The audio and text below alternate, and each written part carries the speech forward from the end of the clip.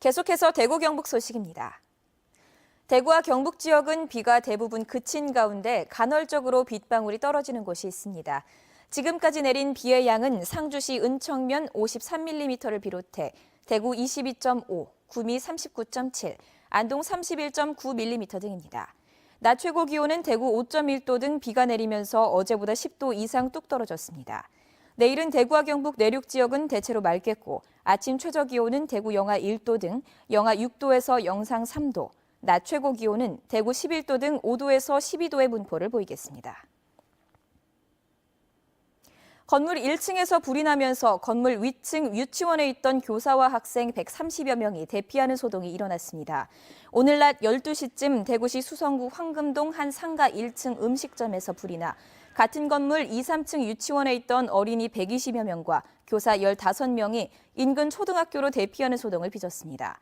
불은 음식점 내부와 집기를 태워 소방서추산 1,300여만 원의 피해를 냈습니다. 6.13 지방선거가 100일 앞으로 다가왔습니다. 국정농단 사태 이후 대구 경북에서도 민심 변화가 뚜렷한데요.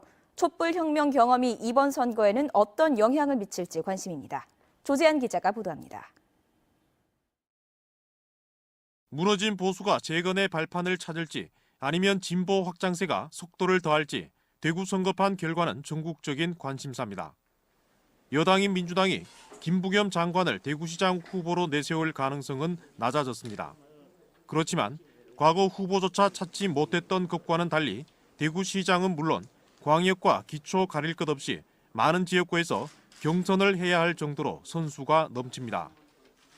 대구 중구와 동구 현직 구청장이 바른미래당 소속이고 여당의 지지율도 높아서 자유한국당은 쉽지 않은 선거를 예상하고 있습니다. 여야 모두 얼마나 경쟁력 갖춘 인물을 찾느냐가 선거의 승패를 가를 전망입니다. 지금 집권 여당의 지지율이 좀 높지만 또 후보가 중요하다고 생각합니다. 왜냐하면 지역선거, 지방선거 같은 경우는 후보 이슈가 중요하기 때문에 그렇지 않다면 또 기존의 정당 구도 형태로 진행될 가능성도 상당히 높다고 생각을 합니다. 지방분권 개헌과 지방선거 동시 실시를 반대한 자유한국당의 결정이 이번 선거에 어떤 변수로 작용할지도 눈여겨봐야 할 대목입니다. 지방선거가 이제 100일 앞으로 다가온 가운데 대구 경북만큼은 석권하겠다는 자유한국당을 상대로 나머지 당들이 어떤 전략으로 표심을 모을지 관심을 끌고 있습니다. MBC 뉴스 조재한입니다.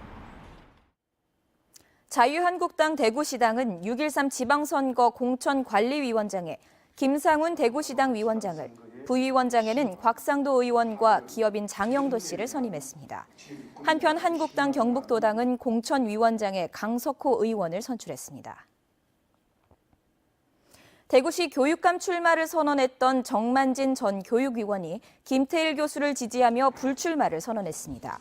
정 전 위원은 일정상 이달 말쯤 진보 교육감 단일화가 결정되면 선거운동에 불리하다며 김태일 교수로 단일화하기 위해 불출마를 한다고 밝혔습니다. 이에 따라 대구시 교육감은 보수 측 강은희 전 장관과 이태열 전 교육장, 독자 노선을 선언한 김사열 경북대 교수와 진보 측 김태일 영남대 교수 간 경쟁으로 좁혀졌습니다. 대구의 사립고등학교 교사가 기간제 여교사를 성희롱한 사실이 드러나 파면됐습니다.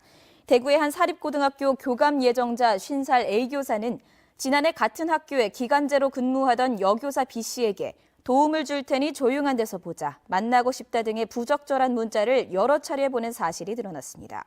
A교사는 다른 기간제 여교사에게도 호텔에서 기다리겠다는 식의 문자를 보낸 것으로 드러났습니다. 학교 법인은 지난달 23일 징계위원회를 열어 해당 교사를 파면했습니다.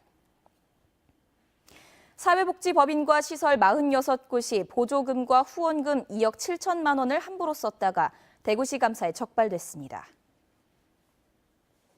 MBC 5시 뉴스를 마칩니다. 고맙습니다.